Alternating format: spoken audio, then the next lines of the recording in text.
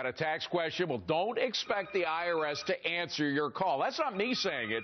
That's the IRS commissioner saying it. He's literally telling taxpayers nearly half of their calls will just go unanswered this season, and it gets worse.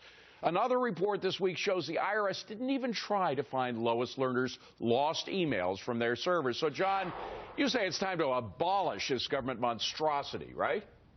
Oh, yeah. The IRS is an affront to a free society. It's not about reforming it.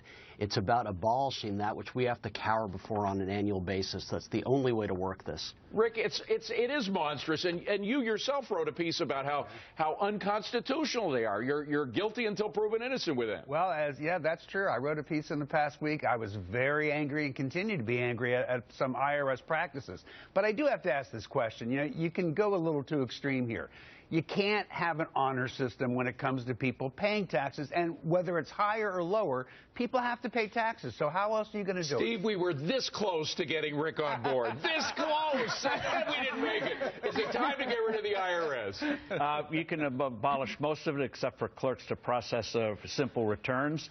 And for IRS agents, we can be humanitarian, give them job retraining. But the fact of the matter is this not answering phone calls is the Washington Monument thing, saying we need more money, we need more money. They not only don't answer phone calls, they don't answer letters. Half of them get tossed in the trash can, according to the study. EMAC, you've spent most of your professional life covering this dysfunctional agency. What do you think? Well, you know, we don't have a voluntary, system. We have a withholding system, too, and you're guilty until proven innocent. This is the poisonous mindset of Elizabeth Warren, Hillary Clinton, and President Obama, that you didn't build that attitude, that, that the government does not operate at the consent of taxpayers. When it does, it is there to serve us. The IRS is there to work on our behalf. We pay it. So, would I say scrap it? You need to have a tax collector in some way, even for a consumption tax, which I'm now for. I don't like this government intrusiveness into our income, and it gets worse under Obamacare. They now get to know about your household income. And Sabrina, right. We're paying over $11 billion. They have 97,000 employees. We could save a lot of money by dumping this agency.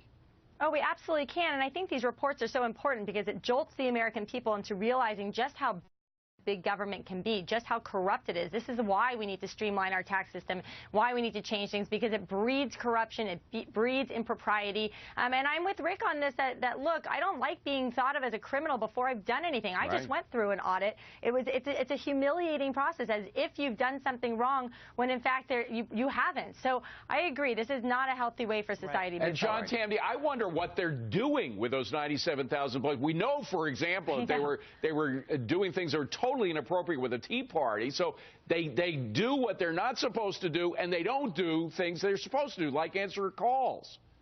And it's just so anti-American. We are the first country in the world's history that was founded on skepticism about politicians, yet we allow them to appoint people unelected to move around in our lives and, as Sabrina said, humiliate us. It's just so wrong. Time to dump the IRS. I think we're all basically in agreement with that. Okay, we already told you about coal stocks getting a post-election bounce. Now get the midterm winners